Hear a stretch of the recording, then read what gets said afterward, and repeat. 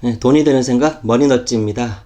오늘 제가 살펴볼 코인은 섬싱입니다. 얼마 전에도 또 감사하게 댓글에 섬싱에 대해서 한번 살펴보면 어떻겠냐라는 의견을 주신 분이 계셔서 또 섬싱을 살펴보게 되었습니다. 네, 감사합니다. 섬싱, 섬싱이 어떤 물건을 지칭하는 TH가 아니라 노래 부르다 할 때 S, 그 싱입니다. 즉 어떤 물건을 지칭하는 것이 아니라 노래와 관계된 코인, 토큰이라고 보시면 됩니다. 클레이튼 기반으로 지금 운영이 되고 있고요. 노래방 어플이라고 생각을 하시면 됩니다. 우리 다 노래 부르는 거 좋아하잖아요. 노래방 문화도 엄청나게 발달되어 있고, 사실 처음 클레이튼 기반으로 해서 처음 개발된 것은 아니고요. 이미 개발과 이제 운영은 예전부터 좀 되어 오고 있었습니다. 2015년 6월 1일에 이메일 벤처스라는 회사가 생겼고요. 이메일 벤처스에서 노래방 어플인 카루소라는 것을 먼저 개발을 했습니다. 그래서 어플로 먼저 그 운영을 했었고, 그리고 금령 KY라고 하죠. 금령 노래방, 노래방의 양대 산맥이죠. 태진, 금령. 금령과 함께 2017년 3월에 금령 노래방 섬싱이라는 모바일 노래방 서비스도 시작을 했어요. 그리고 나서 2018년 5월부터 블록체인 프로젝트를 준비를 해서 2018년 11월에 블록체인 모델을 설계를 완료를 해서 그때 백서 초안도 공개를 하고요. 그렇게 지금 이제 블록체인 기반으로 운영이 되고 있습니다. 2018년 11월에 백서 초안을 공개를 하면서 본격적으로 블록체인 기반의 어플로 나가면서 그 이후에 이제 19년 이후의 행보를 보면 저는 딱 이 네 글자가 떠오릅니다. 승승장구. 엄청 이제 쭉쭉 올랐어요. 자, 간단하게 쭉쭉쭉쭉 살펴볼게요. 2019년 1월에는 블록체인 엑셀러레이터인 그 디블락하고 아이콘에게 전략적으로 투자 유치를 받았고, 그래서 바로 다음 달에 2월에는 안드로이드 베타 버전, 2019년 4월에는 iOS 베타 버전을 공개를 했습니다. 그래서 구글 플레이하고 iOS 앱스토어에서 런칭을 해서 서비스가 시작됐고, 그렇게 공개되고 반년 만에 안드로이드에서는 14만 건, iOS는 7만 건의 이제 활성 사용자를 보유하게 됐습니다. 그러니까 2019년 9월 정도니까 불과 반년 정도 만에 그렇게 빨리 성장한 거고요. 그리고 2019년 7월에는 팍스경제 TV에서 그때 한번 블록체인 서바이벌 그런 프로그램을 하게 됐었어요. 거기서 블록배틀 시즌 2에서 최종 우승도 했고요. 그래서 꽤 여러 가지 인정을 또 많이 받았습니다. 그리고 뭐 지금은 태진, 노래방 양대산맥인 태진하고 협업을 해서 노래가 이제 4만 곡 이상 확보되어서 얼마든지 무료로 노래를 부를 수 있는, 그렇게 됐습니다. 유튜브 채널도 운영을 하고 있는데 가보니까 제일 앞에 역주행의 아이콘이죠. 롤린 역주행 아이콘 브레이브걸스가 섬싱의 모델로도 활동하고 있더라고요. 그 전에 그냥 모바일 어플로도 할 수 있는데 왜 블록체인 기술을 적용을 했는지를 이메일 벤처스에서 밝히고 있습니다.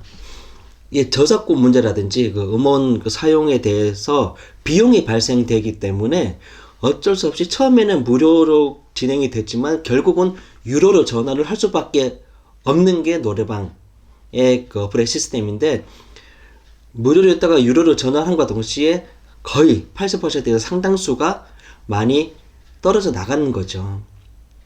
그러다 보니까 유지도 힘들고 그다음 관리도 안 되고, 그런 점을 개선할 수 있는 방법이 없을까를 고민하던 차에 블록체인 생태계를 알게 되었고, 블록체인 생태계에서는 계속 다른 이용자들에게 과금 없이 계속 무료로 이용을 할 수 있게, 그리고 또 회사에도 수익이 남길 수 있게 그런 방법이 가능하다는 것을 알게 되어서 그렇게 블록체인 그런 기술을 적용을 하게 되었다고 얘기를 하고 있습니다.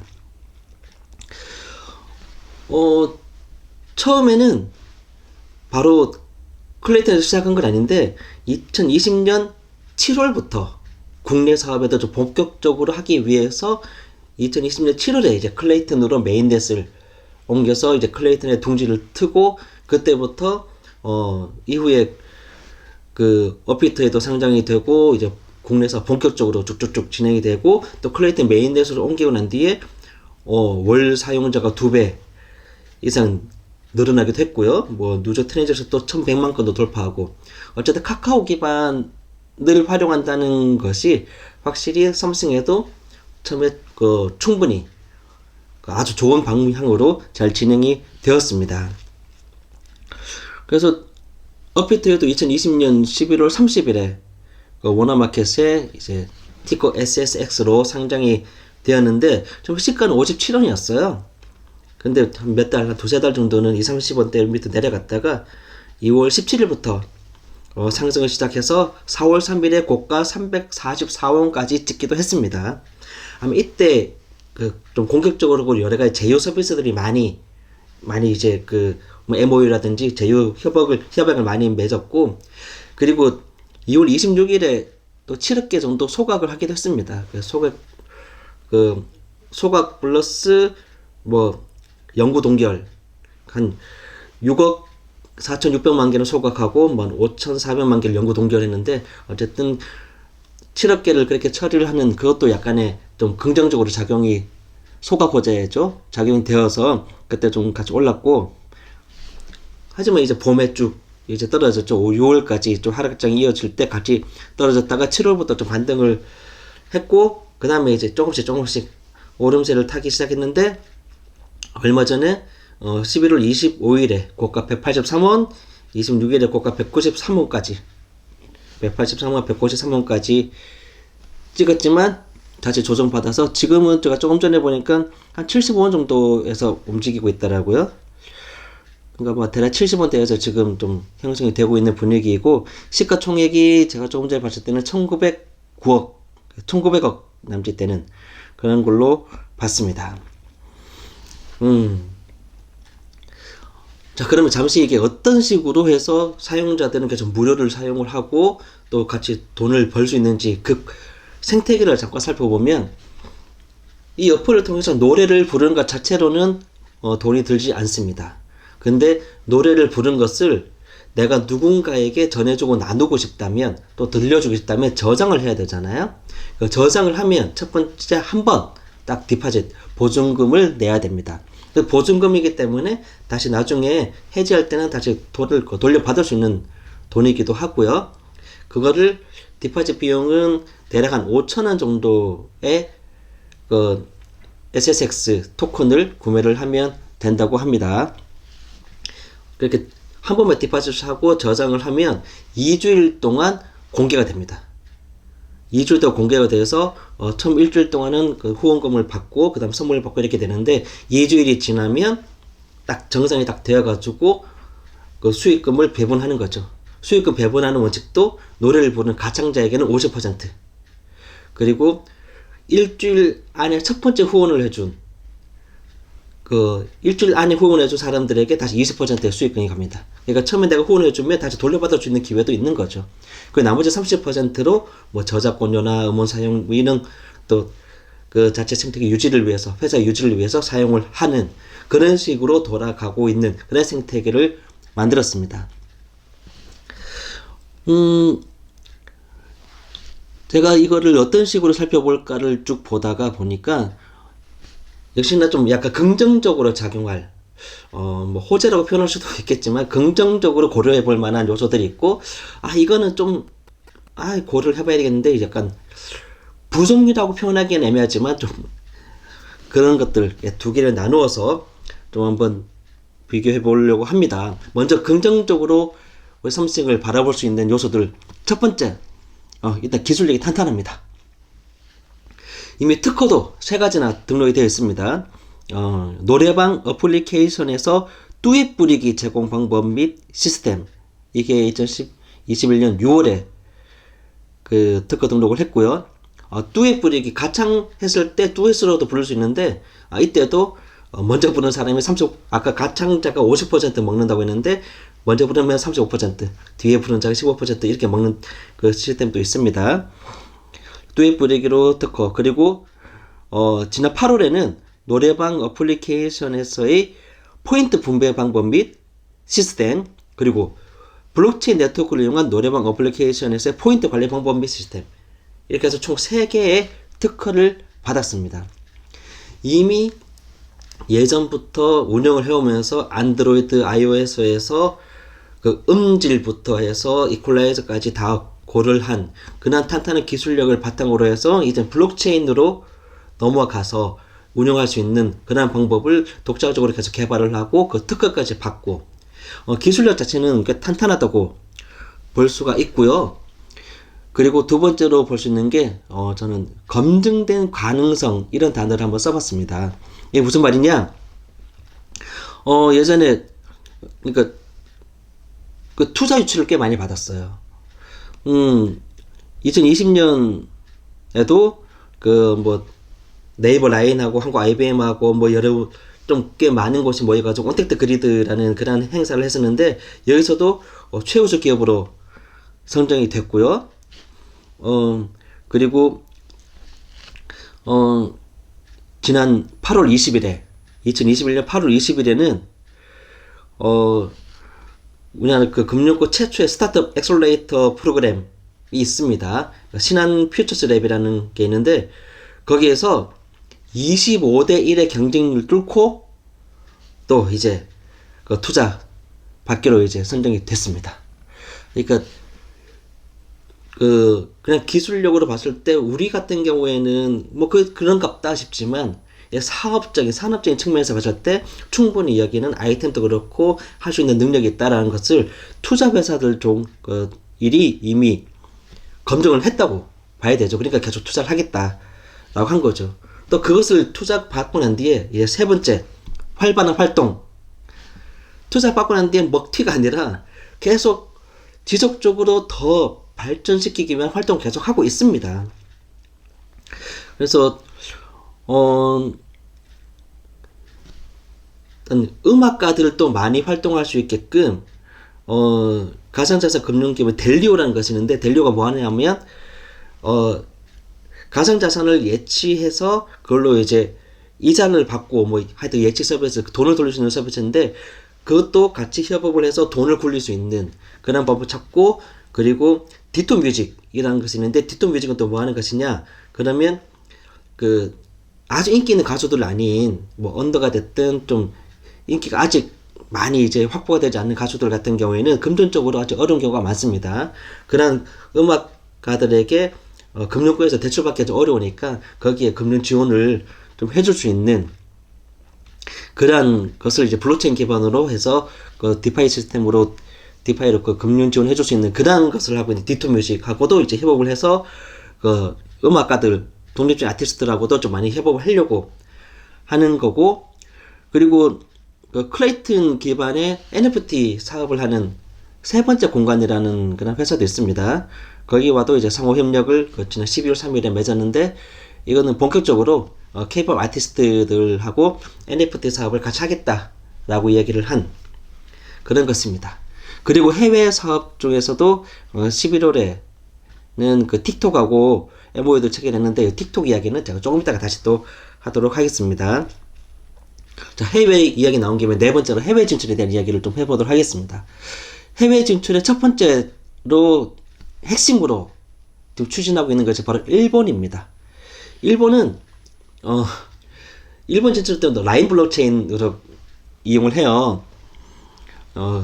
한국에서는 우리나라에서는 클레이튼 기반, 일본은 라인 블록체인 기반, 이제 카카오와 네이버 양쪽 다 활용을 하는 건데, 라인 같은 경우에는 일본에서는 그 엄청나게 자리 잡았죠.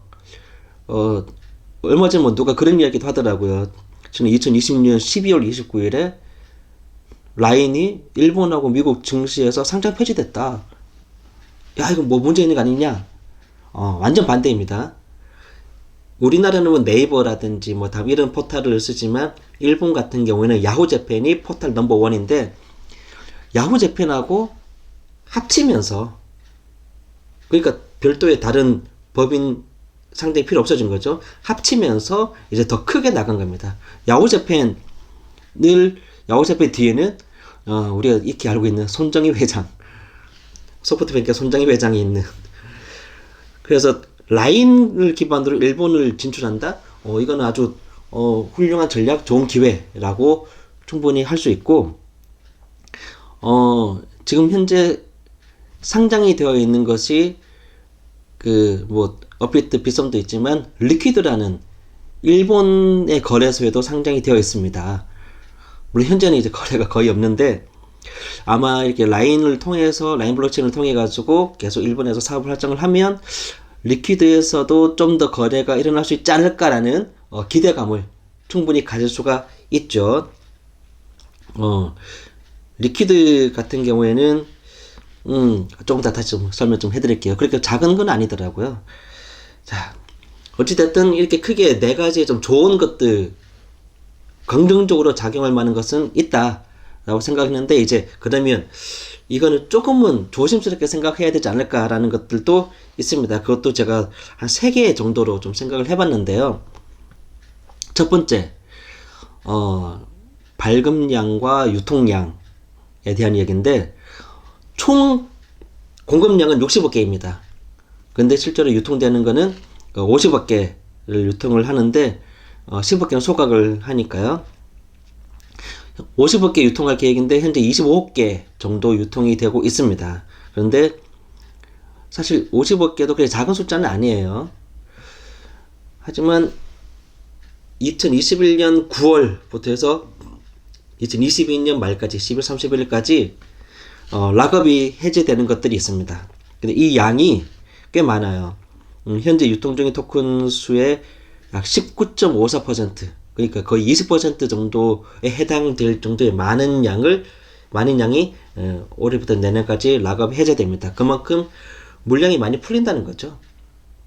수요와 공급에 대해서 생각했을 때 단순하게 생각을 한다면 물량이 많이 풀리기 때문에 희소성은 좀 떨어질 수 있는 그런 위험성은 있다. 그렇기 때문에 이거는 좀 그렇다고 뭐 많이 풀린다고 해가지고 무조건 뭐 떨어지고 나빠진 건 아니니까 한번 좀 주의 깊게 좀 살펴볼 필요는 있다라고 생각을 하고요. 그리고 이게 어쩔 수 없는 한계가, 두 번째 이야기가 이게 김치코인이라는 거죠. 상장되어 있는 것을 아까 잠깐 이야기다 말했지만 업비트, 빗썸 상장되어 있는데, 그리고 디코인에도 상장이 되어 있습니다. 사실 제일 처음에 상장된 것은 디코인이에요. 디코인은 스위스의 축구의 크립토밸리에서 설립된 건데, 운영하는 지사는 싱가포르하고 한국의 비즈니스 센터를 두고 운영을 하고 있습니다. 근데 디코인은 역시 거래가 지금 거의 없다고 보고 있고요. 그리고 리퀴드, 아까 일본 네이버 라인 이야기하면서 리퀴드 잠깐 이야기했는데, 리퀴드가 처음에는 이름이 코인이었고 뒤에 리퀴드로 이름 바꿨는데, 이게 2014년부터 시작해가지고 이제 19년에는 쭉쭉 성장해서 19년에는 유니콘 기업이 됐습니다. 유니콘 기업이 뭐냐? 상장이 아직 안 됐는데 기업 가치가 10억 달러, 우리나라 돈으로 치면 1조 원 이상의 기업 가치를 가지면 유니콘 기업이라고 합니다. 상장도 안 되는데 그 정도가 1조 정도의 가치가 된다? 이거는 상상해서 가능하지 현실은 있을 수 없는 거야 라는 생각으로 미국의 어떤 여성 경제학자가 이름을 유니콘 기업이라고 붙인 건데, 대표적인 기업이 미국의 우버 같은 거, 우리로 치면 쿠팡, 중국의 샤오미, 이런 것들이 대표적인 유니콘 기업인데, 리퀴드 역시 일본에서 14년 시작해서 19년에 유니콘 기업으로 선정이 될 정도로 꽤 크고 탄탄한 거래소이긴 합니다. 근데 역시 아직은 거래가 없어요. 그래서 라인으로 해서 일본에 진출하고 난 뒤에 거래가 발생하기를 기대를 한다라고 제가 말씀을 드린 건데, 어찌됐든 아직은 거래가 없기 때문에 그냥 김치코인입니다. 김치코인은 우리나라 시장에 한계가 있기 때문에 어느 정도 성장에 좀 한계가 좀 있긴 합니다, 아직. 그래서 바이낸스나 코인베이스나 호흡이라든지 다른 세계 10대 거래소에 상장되는 것이 또 한 번 호재라고 여길 수밖에 없는 게, 그쪽 어쨌든 더 큰 시장을 형성을 하기 때문에 보다 거래도 많이 할 수 있고 거래 거래 금액도 많이 있을 수 있기 때문에 더 커갈 수 있는 거죠. 그래서 아직은 김치코인이다라는 것이 좀 아쉬운 점이고, 자, 마지막으로 이 마지막 말씀드릴 것은 틱톡에 대한 이야기인데, 틱톡에 대한 이야기는 전부 다 정말 생각이 다를 수 있고 해석이 완전 달라질 수도 있습니다. 이메일 벤처스, 썸씽을 운영한 이메일 벤처스에서는 틱톡과 MOU를 맺은 것을 굉장히 호재라고 생각을 하고 있습니다. 하지만 저는 과연 그 틱톡과의 MOU가 긍정적으로 작용을 할까라는 그런 물음표를 좀 던집니다. 왜냐하면 일단 틱톡 자체는 전 세계에서 엄청나게 인기를 많이 끌고 있는 그런 플랫폼인 것은 맞습니다. 그리고 처음 시작 자체도 좀 정해진 음악이나 mp3 바탕에서 영상을 찍어 올리는 15초에서 30초짜리 짧게 올리는 그런 베이스이기 때문에 어떻게 보면 썸씽하고 아이템 딱 맞아요. 실제 미국, 중국, 유럽 뭐 엄청나게 인기를 많이 끌고 있죠. 인도에서 올리는 그런 것 같은 경우는 유럽 애들이 인도에서 올리는 영상 보고 인도 밈을 따라하기도 한다는 그 정도로 엄청나게 인기가 있는데, 근데 우리나라에서는 유독 틱톡이 힘을 못 쓰고 있습니다. 그 이유가 제일 큰 게 중국 앱이라는 건데요. 일단 중국에 대한 감정이 별로 좋지 않아요. 그리고 대놓고 틱톡에서 개인정보 유출에 대한 그런 증거 영상부터 많이 공개가 됐고, 아이폰에서 입력되는 그대로 이제 다른 그 서버에 전송이 되는 것을 본 그런 게 있기 때문에 개인정보 유출 문제 때문에 틱톡을 많이 쓰지 않습니다. 우리나라가 전 세계에서 정말 틱톡에 힘을 못 쓰는 가장 대표적인 나라가 우리나라인데요. 지금 아까 썸씽이 일본으로 라인 플러스를 통해가지고 일본으로 진출했는데, 일본에서는 또 틱톡이 어떠냐? 일본도 틱톡이 별로예요. 물론 10대, 20대는 많이 사용을 합니다. 그런데 그 일본도 처음에는 많이 쓰다가 개인정보 유출에 대한 그런 이슈가 제기되면서 이제 사람들의 반발이 생기면서 정부 지자체에서는 틱톡 계정을 삭제하고 없애게 됐습니다.